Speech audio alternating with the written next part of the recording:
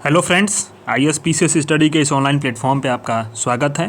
कल के हम लोगों क्लास ने 2 आर्टिकल बड़े वाले जो थे वो कंप्लीट कर लिए थे। SEZ यानी बाबा कल्याणी समिति की सिफारिशें थी और NK सिंह की सिफारिशें थी। ठीक है, NK सिंह समिति की उन सारी चीज़ों को हम लोगों ने कल कंप्लीट कर दिया था। राजकोषीय जो घाटा वगैरह था राजकोषीय स्टेट फाइनेंस का। अब हम लोग आते हैं अपने नीचे वाले आर्टिकल्स पे जिसमें लिखा है लिवरेजिंग द डायस्पोरा फाइनेंसेस, यानी प्रवासी जो भारतीय हैं उनके वित्त का लाभ उठाना। इस पे एक जो है विश्व बैंक की रिपोर्ट आई है और इस रिपोर्ट के बारे में समझेंगे। और सबसे बड़ी बात है रेमिटेंसेस पे सवाल बने हैं, तो इसमें थोड़ा सा हम लोग डिटेल में समझने की कोशिश करेंगे कि प्रीलिम्स और मेंस में सवाल कैसे बन सकते हैं। और अगर आप प्रीवियस ईयर क्वेश्चन देखे होंगे तो रोड इंफ्रास्ट्रक्चर पे मेंस में तो हर साल सवाल बने हैं और ये GS3 का एकदम बेसिक सा आपको लिखा होगा अवसंरचना में सड़क वाला जो सेक्शन है वो सीधे सीधे आपका रोड इंफ्रास्ट्रक्चर ये डायरेक्टली दिया। यहाँ से मेंस का एक टॉपिक आपका कंप्लीट हो जाएगा। अच्छा, नीचे वाला एक आर्टिकल हम लोग और समझने का प्रयास करेंगे, लीड्स रिपोर्ट। लीड्स रिपोर्ट में प्रीलिम्स का अगर PYQ आपने देखा होगा तो एक साल UPSC ने, मुझे ईयर तो नहीं याद है, पर प्रीलिम्स में PYQ में देखा लीड्स का एक सवाल आया हुआ है लीड्स पे। ठीक है, तो उस पर हम लोग समझने का प्रयास करेंगे। तो ये सारी चीज़ें जो हैं वो कहीं ना कहीं अब आज बहुत अच्छी क्लास होने वाली है जिसमें प्रीलिम्स और मेंस दोनों के सिलेबस के टॉपिक्स यहाँ पे कवर होने वाले हैं।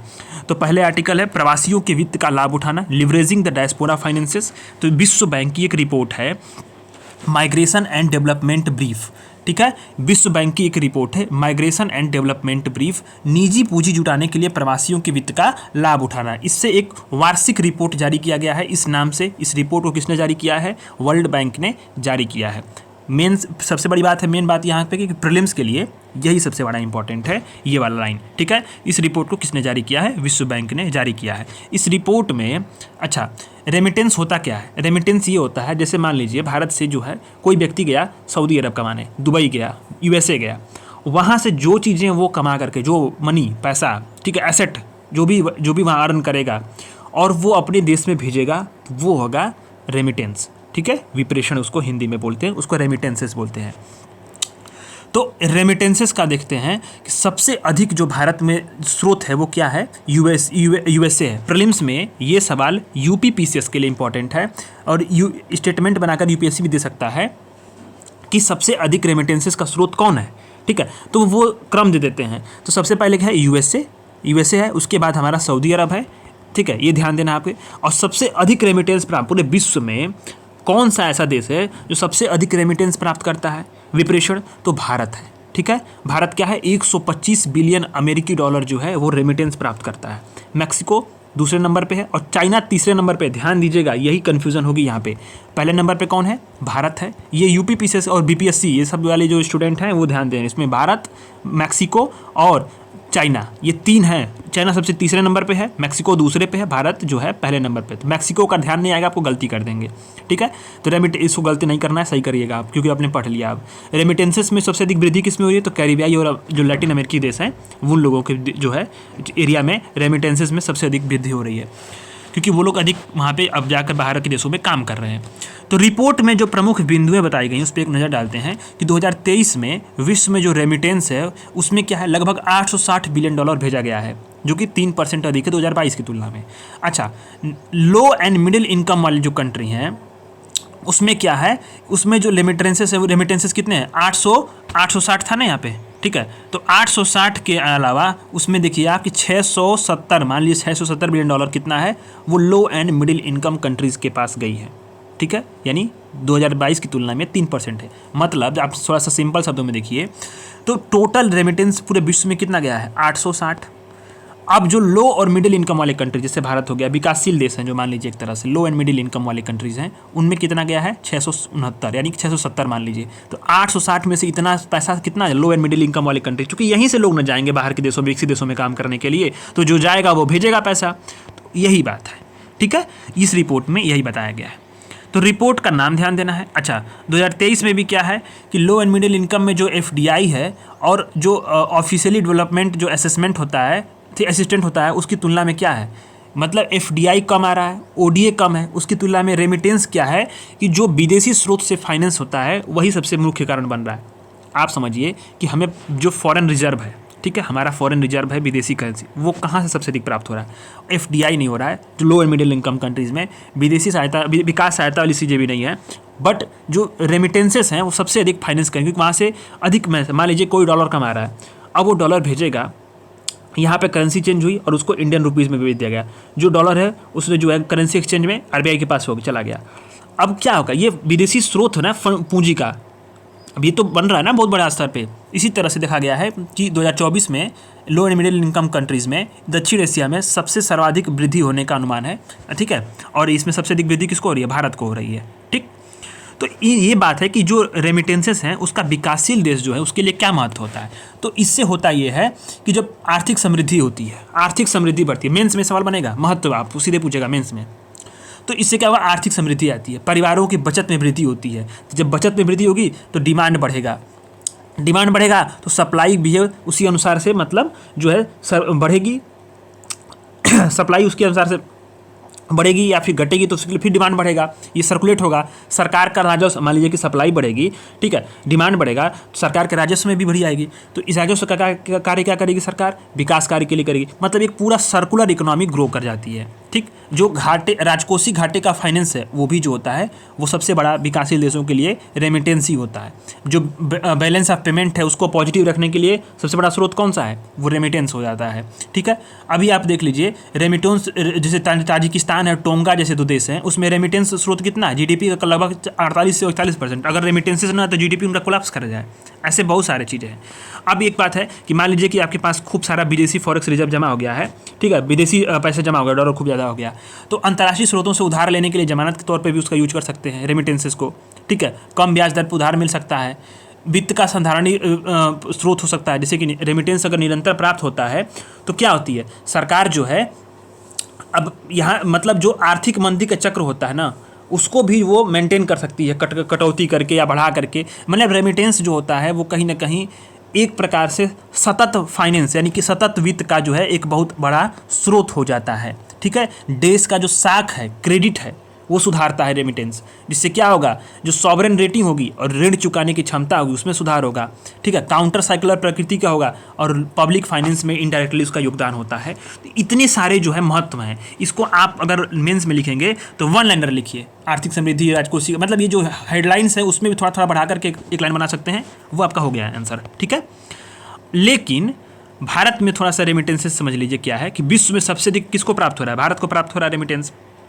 2023 में लगभग $125 बिलियन का प्राप्त किया है, लेकिन भारत की जीडीपी का रेमिटेंस कितना है? मात्र 3.4% है, ठीक है। क्योंकि अब देखिए बहुत सारे ऐसे देश हैं जिसमें 48%, 43%, आधी आधी रेमिटेंस पे पूरे बेस्ड है इकोनॉमी, लेकिन भारत में सिर्फ 3.4% है। अच्छा, भारत अपना कुल जो रेमिटेंस है उसका कहाँ से प्राप्त करता है? तो यूएसए से, ब्रिटेन से, सिंगापुर से, मैंने जहाँ हाई जो स्किल्स वाले जो भारतीय प्रवासी रहते हैं वहाँ से। अच्छा, यूएसए भारत का सबसे बड़ा स्रोत है, इसके बाद यूएई है, ठीक है, ध्यान देना आपको, यूएई है। अब इसके लिए क्या है कि रेमिटेंस में वृद्धि क्यों है भारत में, इसके कारक क्या है? तो यूएसए का श्रम बाजार में क्या है कि वहाँ पे जो है जो हाई स्किल वाले लोग हैं उनकी उपलब्धता हमेशा कम रहती है क्योंकि डिमांड काफ़ी ज़्यादा है, ठीक। यूरोप में रोजगार दर में उच्च वृद्धि है। अच्छा, इसके बाद क्या है कि उच्च आय वाले देशों में मुद्रास्फीति में कमी आई है, तो बचत होता है वहाँ पे, तो लोग अपने यहाँ भेजते हैं फिर पैसे, तो ये चीज़ें हैं, ठीक है। हालांकि इससे जे करके अभी यहाँ पे आप एक देख लीजिएगा, ये फैक्ट हम लोग बताएंगे बाद में, रेमिटेंस से जुड़ी चिंताएं क्या हैं, ये सवाल मेंस में बन सकता है कि उसका आलोचनात्मक विवरण लिखिए या फिर चुनौतियाँ बताइए, तो उसके लिए ये चीज़ें इंपॉर्टेंट हो जाएंगी, ठीक है। तो चुनौतियाँ ये देखिए कि प्रतिबंध लगाना, मतलब प्रवासी संख्या बहुत बार जब बढ़ रही है देशों में तो कई सारे देशों ने प्रतिबंध लगाना शुरू कर, जैसे इटली, जर्मनी, नॉर्वे, स्वीडन जैसे देशों ने क्या किया है, अपनी सीमाओं पर निगरानी बढ़ा दी है प्रवासियों को रोकने के लिए। अब रेमिटेंस भेजने में अधिक खर्च हो रहा है, जैसे बैंकों से रेमिटेंस भेजना काफ़ी महंगा पड़ता है, डाकघर से 7% कर देता है, मनी ट्रांसफर होगा 5%, मोबाइल ऑपरेटर 4 मतलब जो ये मतलब जो आप देखिए ये क्या है कि कुल रेमिटेंस का बराबर मतलब इतना आपका कट जाता है ये, तो ये महंगा पड़ रहा है। अच्छा, अब अनौपचारिक माध्यम से रेमिटेंस भेजने पे बहुत सारा होता क्या है कि काफ़ी अंतर हो जाता है। जैसे अब दुबई से कोई व्यक्ति कमा रहा है, ठीक है, अनऑफिशियली अगर वो पैसा भेजेगा उसका पैसा डूबने का डर होता है, ठीक है। दूसरी चीज़ होती क्या है कि वो लोग कटौती अधिक कर लेते हैं, और ये भी सब समस्याएं हैं। ब्लैक मनी का उससे अधिक हो जाता है, ब्लैक मनी का ये कारोबार बढ़ता है, शैडो अर्थव्यवस्था जो है, शैडो इकोनॉमी वाले सिस्टम जो है वो कहीं ना कहीं अधिक मजबूत हो जाती हैं। हाई इन्फ्लेशन और जो है लो जो है आर्थिक समृद्धि की आशंका होती है। ठीक है। दूसरी चीज़ क्या है कि नॉन रेजिडेंट डिपॉजिट में उतार चढ़ाव होता है। अभी क्या है कि जो अनिवासी जमा होता है, मतलब जो नॉन रेजिडेंट्स हैं उनका डिपॉजिट क्या होता है, अस्थिर होता है। ठीक है। तो इससे क्या होता है, जब अंतर्राष्ट्रीय जो ब्याज दर होगा, मतलब पूरे अंतर्राष्ट्रीय मार्केट में जो इंटरेस्ट रेट है वो क्या होता है, वो ऊपर नीचे होता रहता है। इससे क्या होता है, अभी दूसरी चीज़ है कि डॉलर के मुकाबले भारत का जो रुपया है वो लगातार कमज़ोर होता है। तो इससे भी एक कहीं ना कहीं जो होता है कि हमारा मतलब फ़ायदा तो है, ठीक है, वो रेमिटेंस बढ़ रहा है, मान लीजिए कि अधिक पैसा यहाँ पे आएगा, लेकिन क्या है, क्रेडिट गिरती है। ठीक है। अन्य चीज़ है कि मानवीय लागत है, जैसे प्रवासी मान लीजिए कोई विदेश में काम कर रहा है अरब कंट्रीज़ में या यूएसए में, तो परिवार से दूर है। अब कर्मियों का पलायन होगा तो जो हमारे यहाँ देश में कुशल श्रमिक है उनकी कमी हो जाती है। मनी लॉन्ड्रिंग भी हो सकता है, रेमिटेंस दूसरे पर निर्भरता बढ़ा देता है। ठीक, तो ये भी चीज़ हो जाती है। अभी क्या है कि आगे के राह में हमें करना क्या चाहिए, तो औपचारिक माध्यम से रेमिटेंस भेजने को बढ़ावा देना चाहिए। जैसे अनेक क्या होते हैं कि ऑफिशियली रूट से ना भेज करके अनऑफिशियल रूट से भेजते हैं, तो उनका पैसा डूबने का डर होता है। ये सब चीज़ें होती हैं। इससे क्या होगा, अगर ऑफिशियली बढ़ेंगे तो हमारा जो विदेशी बैंकिंग प्रणाली है उसमें विदेशी मुद्रा की उपलब्धता बढ़ जाएगी। ठीक है। अब जो प्रवासी जो होस्ट देश, जैसे मान लीजिए यूएई हो गया, जैसे दुबई हो गया, आपका यूएई में दुबई आता है ना, ठीक है, और सऊदी अरब हो गया, ओमान हो गया, कतर, यहाँ पे भारतीय रहते हैं। ठीक है, बहुत बड़ी मात्रा में भारतीय रहते हैं। तो वहाँ पे क्या है कि लेबर मार्केट, श्रम बाजार और जो सामाजिक सुरक्षा कार्यक्रम है उसको प्रवासियों को शामिल करना बहुत ज़रूरी है। अभी क्या है कि प्रवास की लागत कम होने से क्या होगा, प्रवासियों के आय और बचत दोनों में सुधार होगा। रेमिटेंस द्वारा प्रवासियों द्वारा किया निवेश में भी वृद्धि होगी। तो बहुत चीज़ें यहाँ पे डिपेंड करती हैं। अब प्रवासी भारतीयों से जो है डायरेक्टली फाइनेंस जुटाने के तरीके क्या हैं, एक तो अनिवासी जमा है और दूसरा डायस्पोरा बॉन्ड है। यहाँ दो चीज़ों को देखना बहुत ज़रूरी होता है। डायस्पोरा बॉन्ड अगर प्रीलिम्स में पूछ दिया, कसम बता रहे हैं बहुत लोग गलत करके चले आएंगे। ठीक है। डायस्पोरा बॉन्ड ये होता है कि विदेशी बैंक में, कोई फॉरेन बैंक है, वहाँ पे प्रवासी भारतीयों की जो जमा होती है, जैसे मान लीजिए कोई प्रवासी भारतीय है और दुबई में अपना बैंक में अकाउंट खुलवाया, ठीक है, और उसकी जो डिपॉजिट होगी उसको भारत में लाने के लिए जो है डायस्पोरा बॉन्ड जारी कर सकते हैं। अब वो बॉन्ड होगा तो यहाँ पे जो है, अभी इससे क्या होगा, इससे फाइनेंस जो वित्त होगा वो उसको हम लोग जुटा सकती है सरकार। दूसरी चीज़ होती है कि जो अनिवासी जमा है, नॉन रेजिडेंस जो डिपॉजिट होता है, ठीक है, वो क्या होता है कि कोई जो अनिवासी भारतीय है उसका भारत में जो बैंक में जो पैसा जमा होगा तो उस पर जो है ब्याज, मतलब इस पर जो जमा कराते हैं तो उस पर ब्याज सहित वापस प्राप्त कर सकता है। तो ये भी सही, बहुत सारी चीज़ें, उस पर ब्याज मिलेगा, इस पर मतलब टैक्स लगा सकती है सरकार। तो इससे फंड जो है वो कहीं ना कहीं सरकार को मिल सकता है। एक फैक्ट ये है, ये फैक्ट मैं आपको उस दिन बता रहा था एक क्लास में, भीम यूपीआई या जो यूपीआई क्यूआर है उसके जरिए Singapore, UAE, Mauritius, Nepal, Bhutan में क्रॉस बॉर्डर फंड ट्रांसफ़र की अनुमति है। ये फैक्ट को आपको ध्यान देना है क्योंकि ये प्रीलिम्स में फंसा देगा आपको। यूपीआई से या क्यूआर से, ठीक है, आप चाहें तो यूएई में, दुबई में बैठे हो, सिंगापुर में हो, नेपाल में हो, मॉरिशस में हो, भूटान में हो, आप जो है पैसा भेज सकते हैं और आप यहाँ से पा भी सकते हैं। ठीक है। क्रॉस बॉर्डर फंड ट्रांसफ़र जो है यहाँ की अवेलेबिलिटी है भीम यूपीआई क्यूआर से सिंगापुर, यूएई, मॉरिशस, नेपाल और भूटान में। तो ये वाला आर्टिकल लगभग जो है ये कंप्लीट ही हो गया, इसमें कुछ है भी नहीं दम। ठीक है। तो ये चीज़ें थी, हम लोगों ने इसको अच्छे से देख लिया।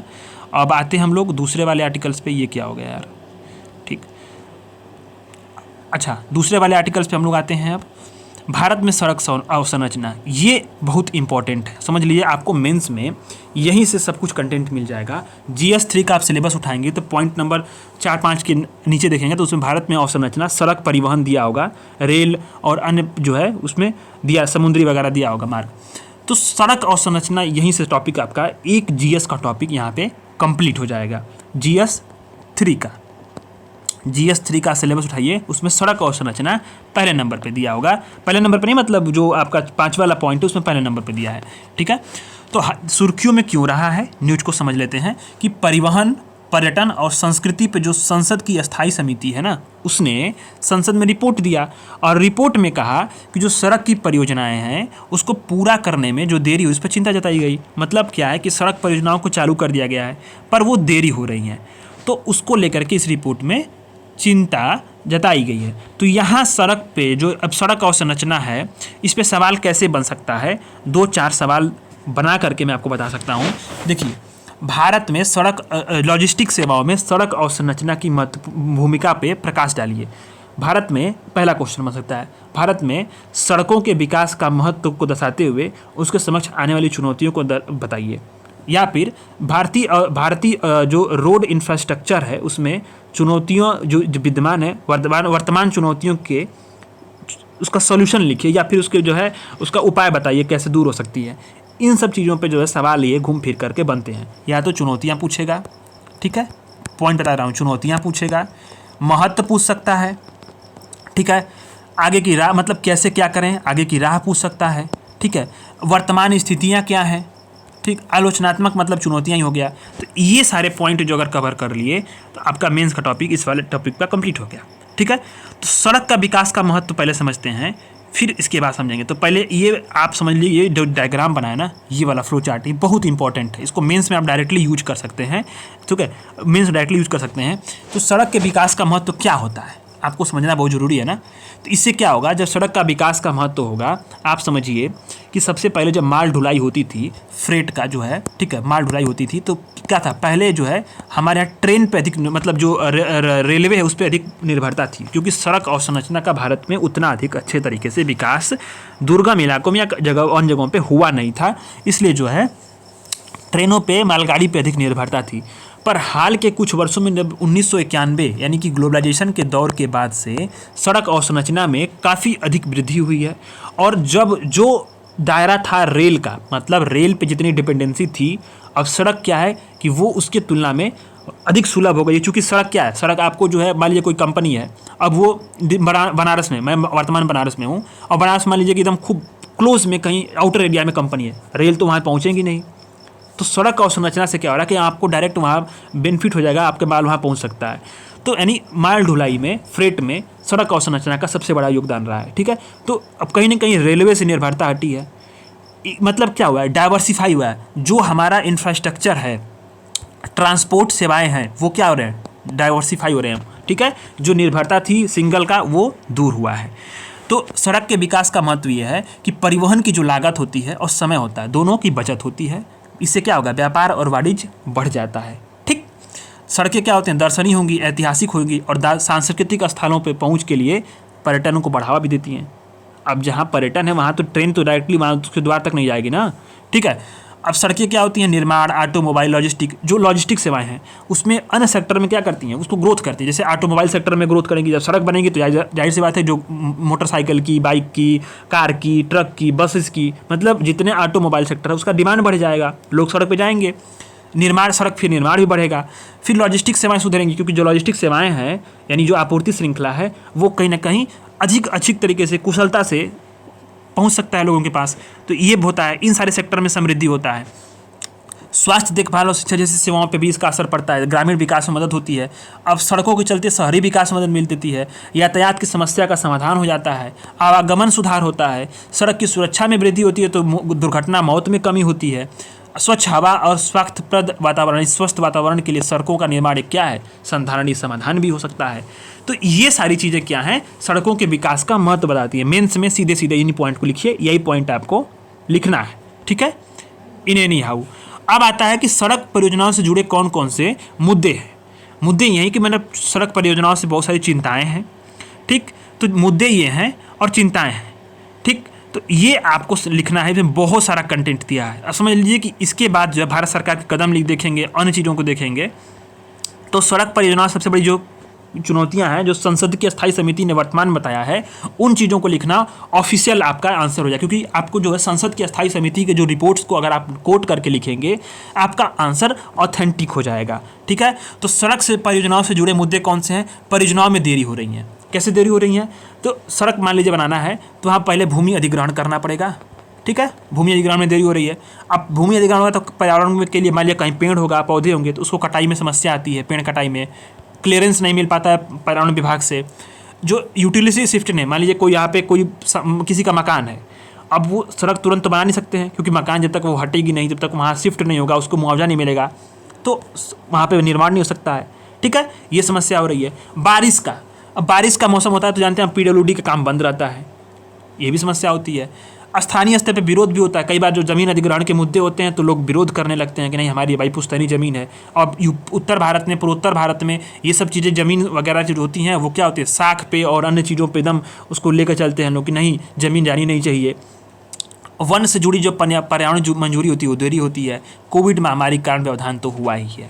ये तो आपका सड़क परियोजनाओं से जुड़ी परियोजनाओं में देरी होती हैं। अब आता है फंड के ट्रांसफर में देरी, फंड के आवंटन में देरी होता है। जैसे कि होता क्या है कि निजी ठेकेदार क्या करते हैं, आप जानते ही होंगे, आपके गांव में सड़क बनी होगी तो जो ठेकेदार होता है कम लागत में 5 करोड़ की सड़क होती है, 5 लाख में बना करके बाकी पैसा डकार जाते हैं। ये समस्या होती है। अब उसके लिए क्या है, ऑडिट भी सही नहीं होता है, ऑडिट विभाग वाला भी चोर होते हैं। ये समस्या है। इसलिए जो आप बनिएगा जब लोग अधिकारी तो फिर आप लोग सबसे समस्याओं को दूर करिए, नए लड़के आएँ तो ठीक है। तो रख रखाव के लिए कम बजट भी होता है। अब क्या है, रख रखाव के लिए नीति आयोग ने सिफारिश दिया कि सड़क परिवहन के लिए कुल 10% कितना रखना चाहिए। 10% का जो बजट है, जो टोटल जो सड़क परिवहन को मान लीजिए 2024 का अंतरिम बजट है, 2023 का बजट मान लो आया, जितना पैसा आवंटन हुआ उसका 10% आप रख लो रख रखाव मरम्मत के लिए। पर होता क्या है, 4% से भी कम है। नीति आयोग की सिफारिश है कि 10% होना चाहिए पर रख रखाव के लिए, मरम्मत के लिए 4% से भी कम है। पर्यावरण को नुकसान होता है। जैसे कई सारे जब रोड निर्माण होंगे तो पहाड़ में, हिमालय में, नदियाँ जलधारा में बदलाव हो जाता है। किस चीज़ में, नदियों के अपवाह तंत्र में। वनों की कटाई की जाती है, इससे क्या होगा, ध्वनि वायु प्रदूषण वृद्धि होगी, वन्य जीव के प्रयास को मतलब नुकसान पहुंचेगा। उदाहरण के लिए 4 धाम जो सड़क परियोजना थी, कितना बहुत ज़्यादा वनों का नुकसान हुआ। बहुत सारे जो है देखिए ना, 508 हेक्टेयर वन को जो है वो काट दिया गया। इसके लिए करीब 33 से 43 हज़ार जो है, 33,000 से 43,000 पेड़ काटे गए। तो मजाक चीज़ नहीं, इतने सारे पेड़ को काटना और इतने सारे मतलब वनों को हटा देना, तो ये भी चीज़ है। और समस्याएं तो होती हैं। ख़राब सड़क इंजीनियरिंग भी है, सर्विस रोड की कमी होती है। अब आप देखे होंगे जो हाईवे बन रहे हैं 6 लेन के 4 लेन के, उसके नीचे एक सर्विस रोड बनता है कि जो आम जन है, ये दोनों तरफ बनता है कि आम जन है सर्विस रोड पे जाए, बाकी जो हाईवे है उस पर बड़ी गाड़ियाँ जाएंगी, बड़ी लंबी दूरी वाली, तो सर्विस रोड की कमी होती है। कई बार होता क्या है कि जो प्रकाश की व्यवस्था नहीं होती रोडों पे, खराब अवसंरचना होती हैं, गड्ढे होते हैं, यातायात के नियम के बारे में जागरूकता कमी होती है लोगों के बारे में। अभी क्या है कि जो नेशनल हाईवे पे आवारा और मवेशी और जानवर आ जाते हैं। बहुत सारे क्या है कि अब 2022 की रिपोर्ट देख ली सड़क दुर्घटना पे, तो बहुत ज़्यादा जो है वृद्धि हो रही है घायलों में, मरने वालों में।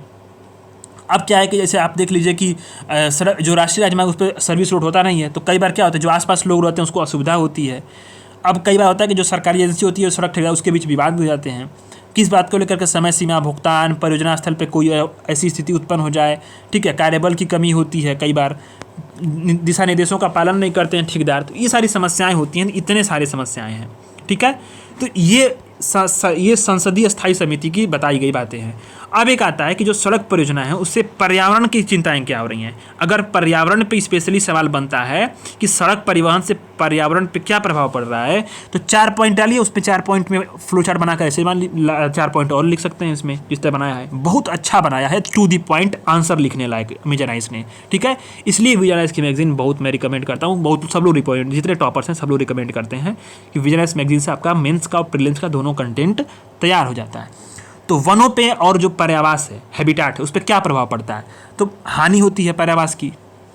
जो आक्रामक प्रजाति है उसका फैलाव हो जाता है। जैसे मान लीजिए आपने एक देखा था ना कि जो अभी पिछले वाले जो आर्टिकल्स थे उसमें मैंने बताया था कि जो समुद्री जहाज होते हैं उस पर क्या होता है कि समुद्री जहाज कई बार होता है कि उसके बोनट पे समुद्र में कोई आक्रामक प्रजाति उस पर चिपक गई और जहाज वो मान लीजिए कि प्रशांत महासागर से लेकर कहाँ चला गया, अटलांटिक महासागर में चला गया, तो वहाँ आक्रामक प्रजाति वापस चली जाएगी।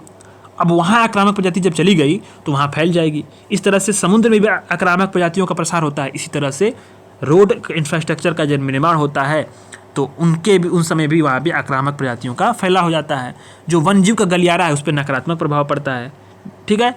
तटों और समुद्र पर प्रभाव देखिए तो तेल, खनिज और अन्य विषाक्त तत्वों का रिसाव होता है। प्रवाल भित्ति जो है, कोरल रिफ्स सबसे अधिक इंपॉर्टेंट बता रहा हूँ आपको, इसका नुकसान होता है। जैव विविधता का समुद्रों में खतरा होता है। अब ताजे जल का स्रोत में क्या प्रभाव पड़ेगा, तलछट में प्रवाह में बाधा आएगी। बाढ़ और जलमग्न क्षेत्र पर प्रभाव पड़ेगा। जल के प्राकृतिक प्रवाह पर प्रभाव पड़ेगा। मछलियों की जो प्राकृतिक गतिविधि है उस पर प्रभाव पड़ेगा। इसी तरह से जलवायु परिवर्तन और समन पे देखिए तो वनों की कटाई के कारण क्या है, जो सिंचित कार्बन उसका वायुमंडल में पहुँच जाता है। पारिस्थितिकी तंत्र की कार्यप्रणाली का जो है बाधित होने से अनुकूलन क्षमता पर प्रभाव पड़ता है। तो ये सारी चीज़ें जो है पर्यावरण के समस्याएं होती हैं सड़क निर्माण से, ये है। लेकिन भारत में कुछ कदम उठाए गए हैं। ठीक है। अब भारत के कदम, भारत सरकार ने भाई कुछ कदम तो उठाए होंगे रोड निर्माण के लिए, तो भारत सरकार के कदमों को लिखना बहुत जरूरी होता है, क्योंकि भारत सरकार का अब आलोचना लिखेंगे तो सरकार की तो कदम भी तो लिखेंगे ना, ये तो आंसर का पार्ट होता है। तो भारतमाला परियोजना शुरू की गई है, इंपॉर्टेंट है प्रीलिम्स के लिए भी। किस लिए? रोड योजना को सड़क परिवहन और राजमार्ग मंत्रालय द्वारा शुरू किया गया। क्या था इसका उद्देश्य? कि जो पहले से निर्मित अवसंरचनाएं हैं, जैसे पहले से मान लीजिए कोई रोड बना है और वो खराब हो गया है, उसको प्रभावी बनाना है, मल्टी मॉडल परिवहन को भी इंटीग्रेट करना है, ठीक है। और जो भी सुचारू आवागमन होता है, ठीक है, उसको अवसंरचना में जो कमी उसको दूर करना है, राष्ट्रीय राजमार्गों को और जो आर्थिक गलियारे हैं उसको इंटीग्रेट करना है। इसी तरह से जो पूर्वोत्तर क्षेत्र है उसके लिए जो है आपका विशेष त्वरित सड़क विकास कार्यक्रम SARDP नॉर्थ ईस्ट का शुरुआत की गई। उद्देश्य क्या था? कि पिछड़े और दूर दराज के क्षेत्रों में जो सामरिक महत्व के क्षेत्र हैं, पूर्वोत्तर के क्षेत्र हैं, सभी को क्या करना है? जिला मुख्यालय से 2 लेन वाले, न्यूनतम 2 लेन, मतलब कम से कम 2 लेन की सड़क हो, उसको जोड़ा जाए।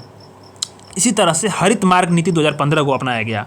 किस लिए? वृक्षारोपण, ट्रांसप्लांटेशन और सौंदर्यीकरण, रख रखाव। इसका उद्देश्य क्या था?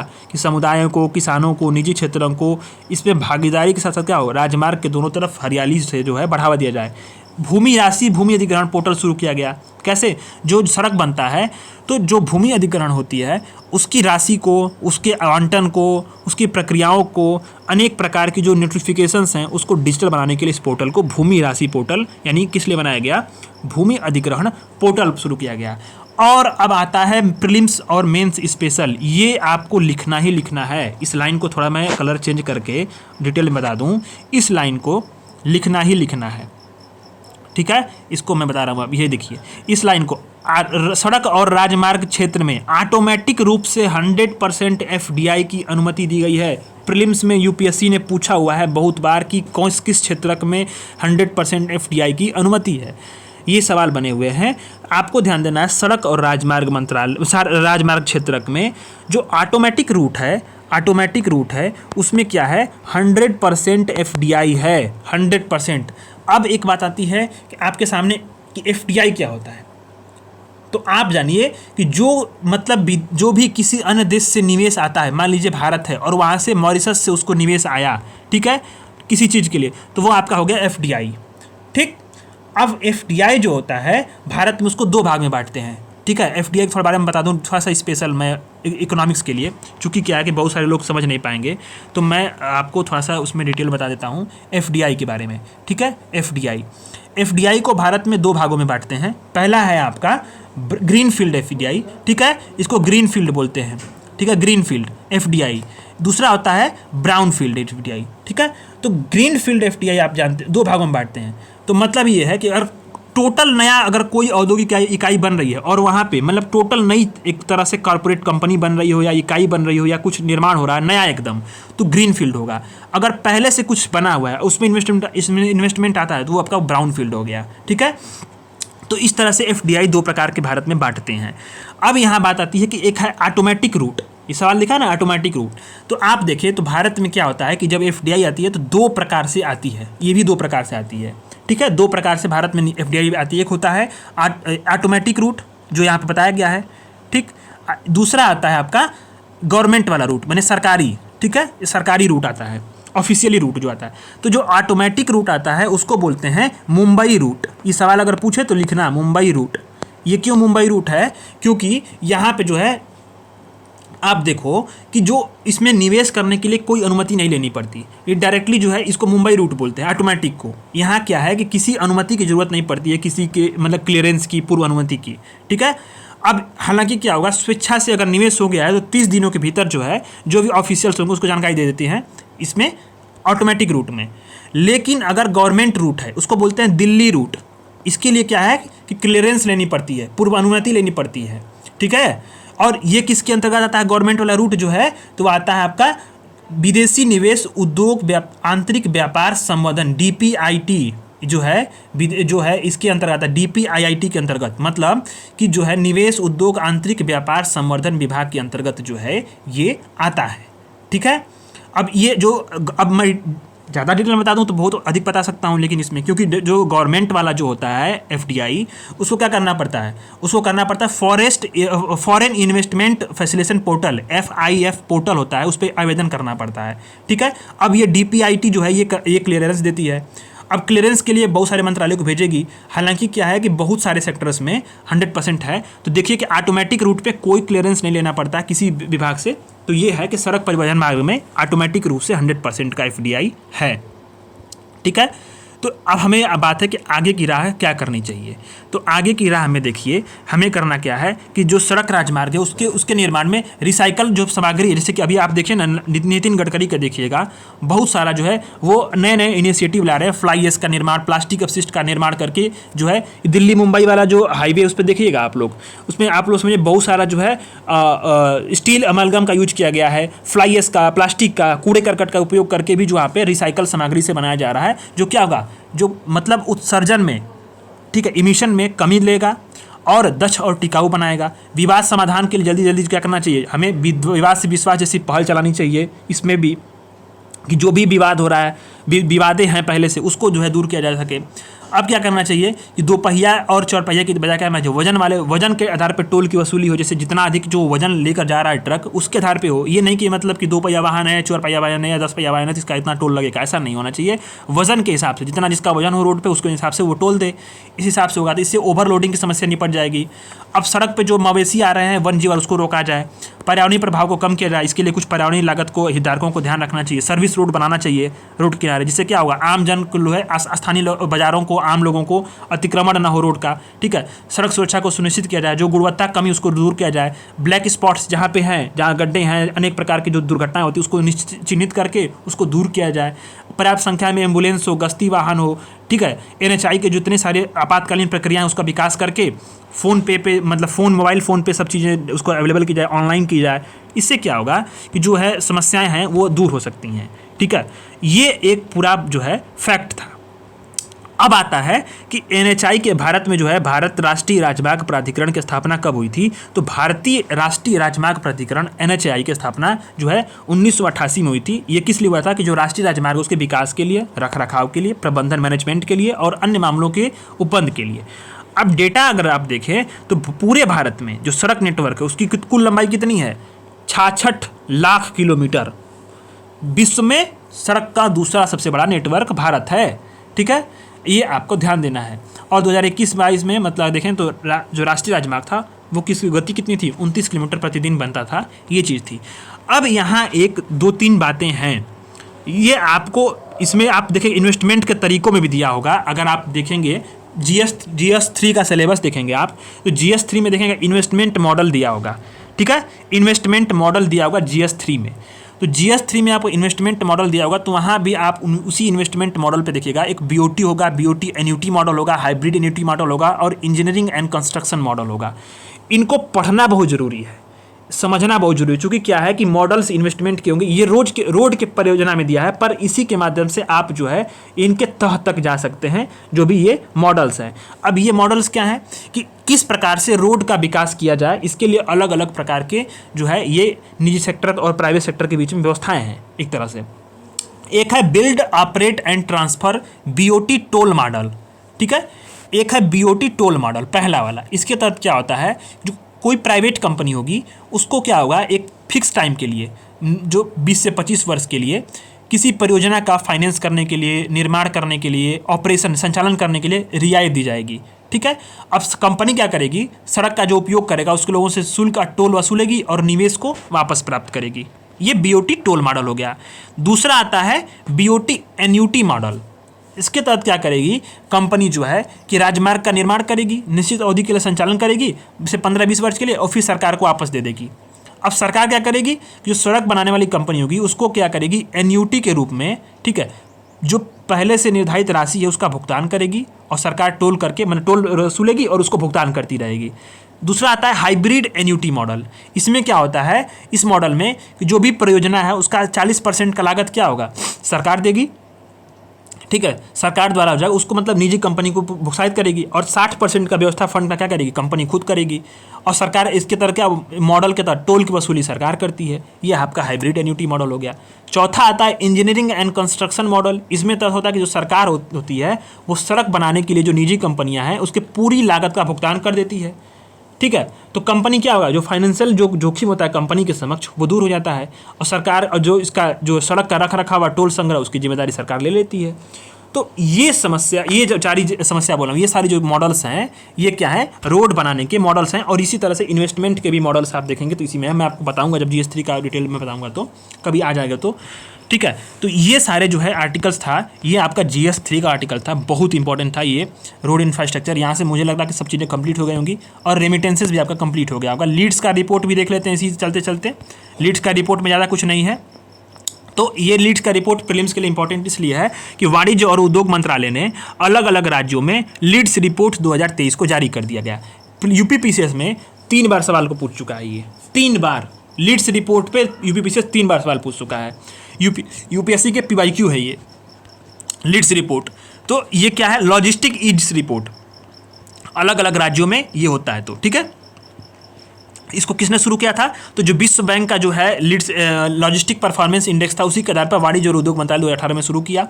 अब ये क्या होता है, पूरी तरह से जो है परसेप्शन बेस्ड सर्वेक्षण होता है, उस पर होता है। इसमें क्या होता है, ऑब्जेक्टिविटी और परसेप्शन दोनों को शामिल करते हैं।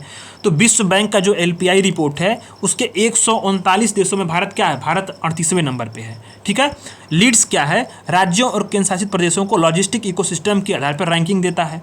ठीक, अब इसको नापने के लिए प्रमुख स्तंभ क्या है, ऑब्जेक्टिव असेसमेंट है और दूसरा परसेप्शन। बताया ना कि 2 होता है, एक परसेप्शन होता है, दूसरा ऑब्जेक्टिविटी होता है। तो परसेप्शन में क्या होगा कि परसेप्शन में ये होता है कि लॉजिस्टिक इंफ्रास्ट्रक्चर कितनी है, लॉजिस्टिक सेवाएं क्या है, जो परिचार ऑपरेशन है और उसका विनियामकी व्यवस्था वो क्या है। और जो ऑब्जेक्टिव असेसमेंट क्या होता है कि जो लॉजिस्टिक इकोसिस्टम की नीति है उसके सरकार द्वारा कितना समर्थन दिया गया, मतलब सरकार कितना सपोर्ट कर रही है, और इसको मजबूत करने वाले जो भी इंफ्रास्ट्रक्चर उसका निर्माण कितना हुआ है, इन सारी चीज़ों पर होता है। ठीक है, तो अब होता क्या है कि लॉजिस्टिक सेक्टर के लिए लीड्स का महत्व क्या है आप समझो। तो इसमें होता क्या है कि सूचनाओं के आधार पर क्या करती है, जो भी सेक्टर बेस्ड जो सरकारें होती हैं या जो कंपनियां होती हैं वो अलग अलग जो है अपनी निर्णय लेती हैं। ठीक है, जो राज्य के लक्ष्य उसको राष्ट्रीय प्राथमिकताओं के अनुरूप रखता है, और लॉजिस्टिक सेक्टर जो है ना उसको सुधार के लिए राज्यों में प्रतिस्पर्धा भी देता है, बढ़ावा देता है कि जल्दी जल्दी हम लोग अपना सुधार करें लॉजिस्टिक सेवा में, आपूर्ति श्रृंखला में। तो इसमें आपको देखिए, तो इम्पॉर्टेंट बात यह है कि सवाल कहाँ से बनेगा। इसमें ये वाले जो आपका पूरा ये प्रदर्शन है, इसमें आपको कई सारी श्रेणियाँ होती हैं। एक होता है लैंड लॉक स्टेट। सबसे पहले आप देखिए लैंड लॉक स्टेट। तो लैंड लॉक स्टेट में हरियाणा, पंजाब, तेलंगाना, उत्तर प्रदेश है। तो यूपी वाले आप लोग ध्यान दे दो कि यूपी वाले अचीवर्स की श्रेणी में हैं।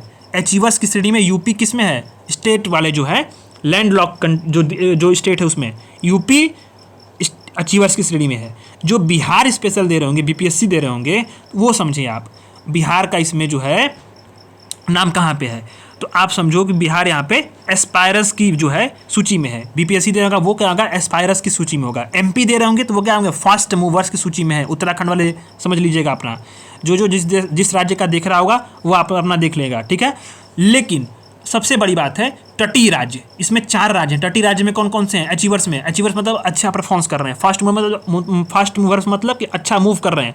एस्पायरस मतलब 3rd रैंकिंग, मतलब 3रा स्थान उनका है। ठीक है, तो आंध्र प्रदेश, गुजरात, कर्नाटक और तमिलनाडु जो है ये अचीवर्स हैं तटीय राज्य में। स्थल जो लैंड लॉक कंट्रीज उसमें जो है लैंड लॉक स्टेट है उसमें क्या है, हरियाणा, पंजाब, तेलंगाना, यूपी है। और पूर्वोत्तर राज्यों में असम, सिक्किम, त्रिपुरा है। और केंद्र शासित प्रदेश में चंडीगढ़ और दिल्ली है एस्पायरस के अचीवर्स की जो है श्रेणी में। इसका महत्व क्या होगा, इसके अन्य बिंदु क्या है, अन्य बिंदु ये है कि जो मतलब कई सारे जो यूटीज हैं और राज्य उसके द्वारा कई सारी पहले शुरू की गई हैं। 21 राज्यों और 2 केंद्र शासित प्रदेशों ने अपनी लॉजिस्टिक नीतियों को अधिसूचित कर दिया है। ठीक है, अब बहुत सारे जो ऐसे स्टेट हैं, 15 राज्य और 1 यूटी, जिसने क्या कर दिया है, जो लॉजिस्टिक सेक्टर है उसको उद्योग का दर्जा दे दिया है। मतलब आपको उद्योग को जो सुविधाएं मिलती हैं, उद्योग को जो रियायतें मिलती हैं सरकार की तरफ से, जो जिस तरह से उनके साथ ट्रीट किया जाता है उसी तरह से लॉजिस्टिक सेक्टर में काम करने वाले लोगों को उस तरह से ट्रीट किया जाएगा। ठीक है, अब आप जानते हो कि सड़कों और रेलवे की कुल लंबाई लगभग इतने 21% और 9% बढ़ी है। ठीक है, और इसी बीच क्या है कि जो कंटेनर फ्रेट स्टेशन उसकी कुल संख्या में 18% और अंतर्देशीय जो कंटेनर डिपो हो उसमें भी बड़ी वृद्धि हुई है। तो ये क्या कर रहा है, लॉजिस्टिक्स सेक्टर में कहीं ना कहीं सुधार के लिए जो है ये रिपोर्ट जारी करती है। कौन जारी करता है? वाणिज्य और उद्योग मंत्रालय जारी करता है। अचीवर्स का सब लोग हम डेटा रख लेते हैं। 2018 में शुरू हुआ था, इसमें 2 हफ्ता है, एक परसेप्शन, दूसरा ऑब्जेक्टिविटी, बस खत्म। अब हाँ, एक चीज़ और यहाँ पे ध्यान देना, पूरे विश्व बैंक का जो LPI का जो रिपोर्ट है ना, ठीक है, उसमें भारत क्या है 139 में 38वें स्थान पे है और ये 2023 का ही रिपोर्ट है। इसको ध्यान देना है। LPI रिपोर्ट कौन जारी करता है? विश्व बैंक जारी करता है। 139 देशों में भारत जो है वो 38वें स्थान पे है। ये चीज़ को गलती नहीं करना है, ठीक है। तो ये आपका 3 आर्टिकल आज कंप्लीट होता है। 2 आर्टिकल और बचे हुए हैं। सेल्फ हेल्प ग्रुप आपका सीधे सीधे सिलेबस में है और 2-3 आर्टिकल को आज ही शाम को हम लोग खत्म करेंगे, ठीक है। तो इकोनॉमिक्स वाला section complete. Next we will move on the environment and science and tech section, okay. तो वीडियोस को लाइक कर दीजिएगा और आप अपना फीडबैक ज़रूर दीजिएगा, ठीक है। धन्यवाद।